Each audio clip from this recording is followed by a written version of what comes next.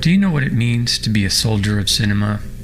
When a filmmaker enters a new film project, it is a war with a slim possibility that their efforts will manifest any reasonable outcome.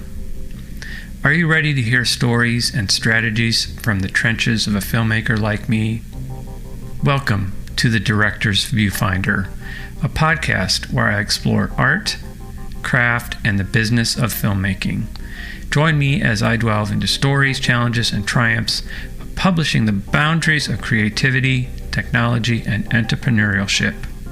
From seasoned veterans to up-and-coming talent, I'll bring you insights, inspiration, and advice to help you navigate the exciting and ever-evolving world of independent filmmaking. So sit back, relax, and let's make a movie.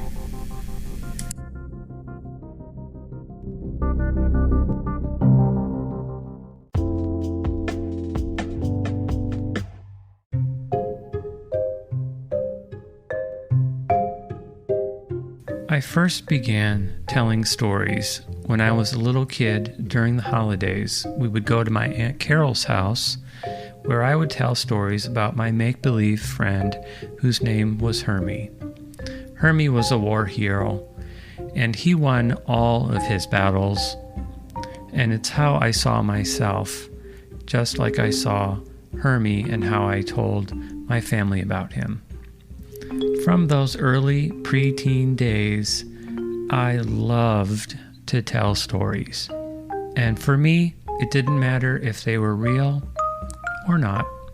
I just enjoyed the process, and I enjoyed being up on my own personal stage with any size audience as long as I had someone to share. As I got a little bit older, one of the things that always mesmerized me was how on earth do people make movies? It seemed like the biggest thing in the world that required an enormous amount of money that I would never have access to, and I just was completely amazed and intrigued by the entire process. So much so that I decided to tell stories with still photography, and from an early age, I really focused a lot on taking still photographs and telling stories that I would make up, and not so much thinking about, well, how can I turn these into movies? That wasn't something that I felt I even had the slight amount of access to. Some of you out there might also feel the same. Is it a pipe dream? Where will I come up with $10 million to make my feature film? Or how about $100 million for that episodic? Well, guess what? It's definitely not a mystery. There are many formulas to get your projects made, and you don't need to be a millionaire. Even if you acquire enough money into the millions for a film project, it doesn't mean that you become a millionaire. I have spent many years trying to understand how this process works, and I feel like I do understand it now, at least for myself. And I do believe that in filmmaking, you can never truly master it because there is so much to learn and it is constantly evolving. But we got to start somewhere, so I'd like to share what I know. That's why I decided to make a podcast. I want to share with you one of my favorite stories. This story takes place in New York City, just about the time I started getting hired to work on film sets.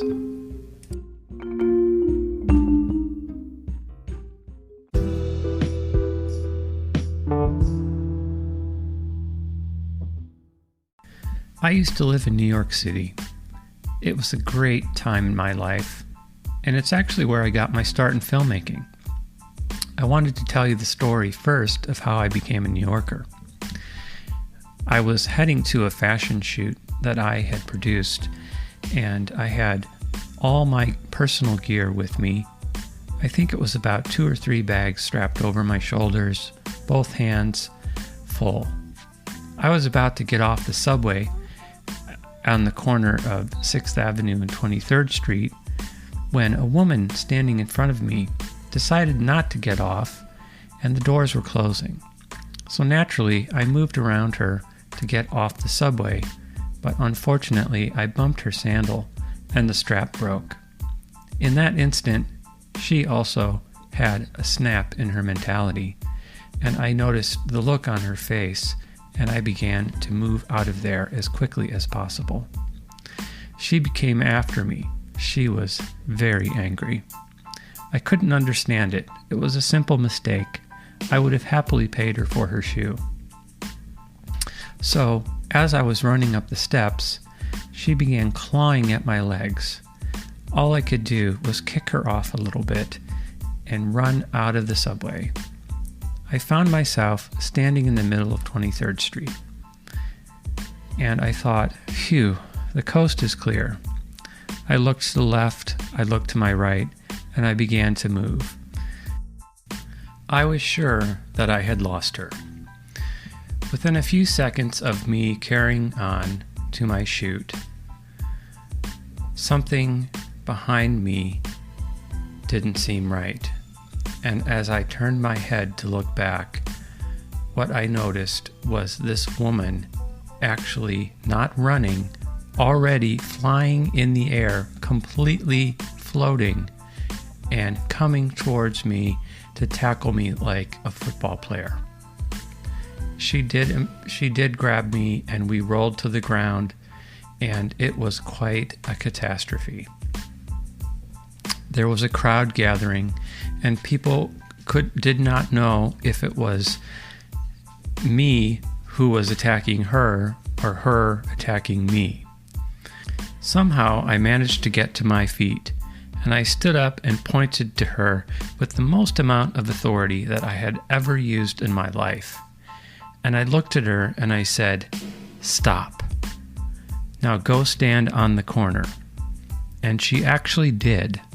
I picked up my gear, walked over to her, and I said, "Here's $20. Please go away." At that time, she left. The crowd had begun to disperse, except there was one very rosy, jolly, big New York Jewish man standing there, looking at me, and he goes, "You're not from here, are you, kid?"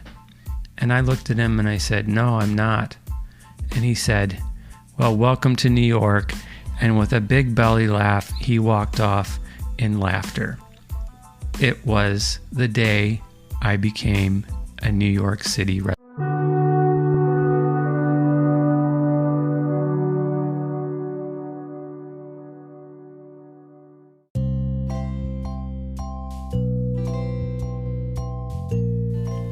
At the beginning of my career, I was primarily pursuing still photography.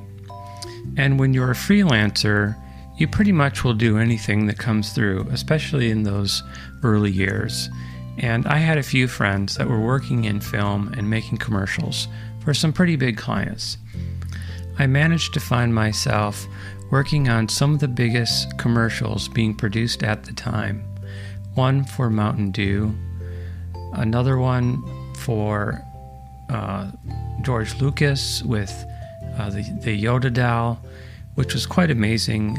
We worked in a studio where they recreated the swamp on the island where Yoda was from and had an entire scene filmed from scratch with the new Yoda doll. It was really amazing to see that level of talent from the art department.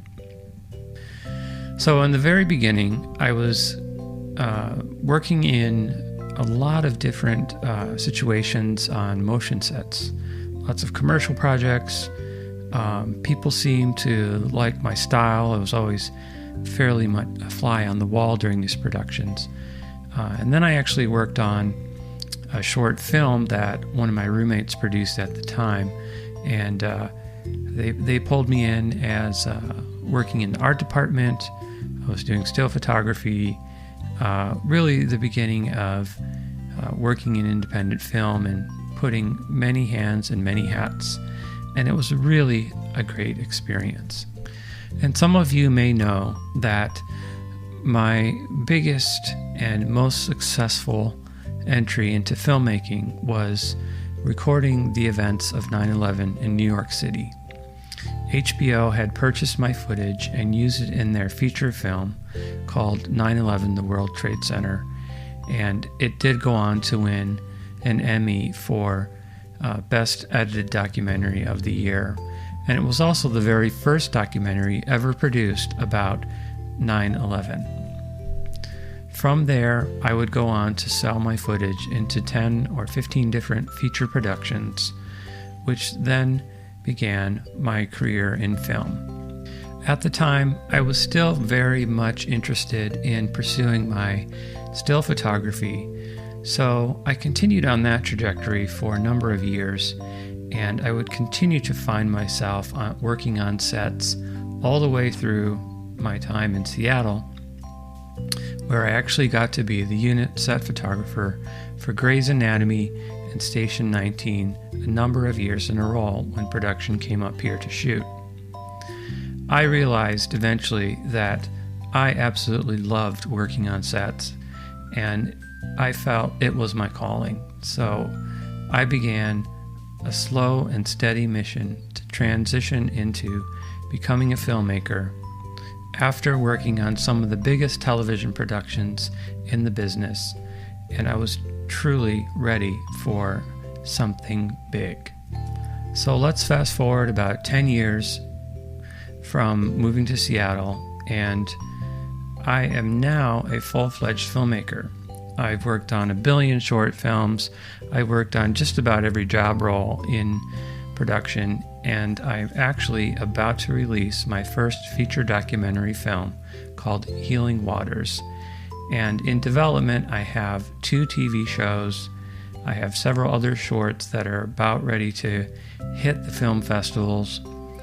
And I'm looking at some additional commercial work, which is also helping me pay the rent here in Seattle and all over America throughout 2023. One thing about filmmaking that I like to think is that it's a big orchestra, especially during principal photography, where you have everyone working in all the different departments, and someone at the top of the chain is commanding the orchestra to run, and it could literally go sideways very easily without the right amount of pre-production and planning. Once your machine is well oiled and it begins to play, it's truly a magical experience, and you get to see your actors in a comfortable space, and they can perform just amazing. It's really a wonderful craft, and I'm super excited to be able to share some of my experiences and knowledge with you in this podcast, because I certainly feel lucky to have been able to do some of the things that I have done. Over the past 26 or 27 years of my creative career, I've began to pick up some ideas. I call them my life lessons. Some of them I'll share with you here, but one of my favorites is called "To be seamless is to be truly liberated." And it's a great quote that I came up with basically after working on so many different film productions, because basically what it means is that if you're seamless, everything is going to go the right way. It doesn't mean you won't have problems, but you will be aware enough to see how the world is functioning around you, and you will be able to accept that and continue to move forward with your goals and your achievements. And ultimately, you will find a level of comfort that is truly joyful, and that is one of my ideas of liberation. It's a goal that I try to produce in every project I work on, no matter what my job might be. If I'm just a cinematographer on a production, then I will go through great lengths to pre-plan what my work is, to stay on top of my game, and make sure that I land in the right place every time we hit the record button.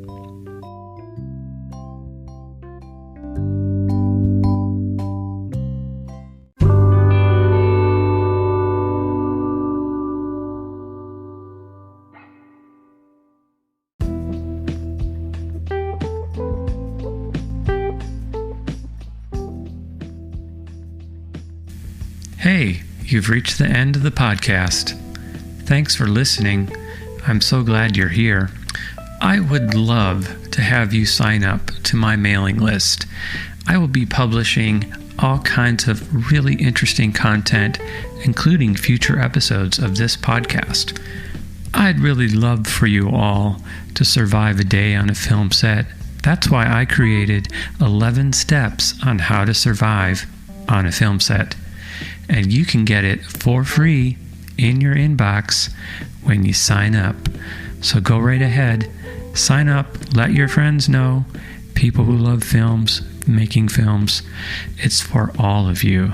So thanks again for listening in, and I'll see you next week on The Director's Viewfinder.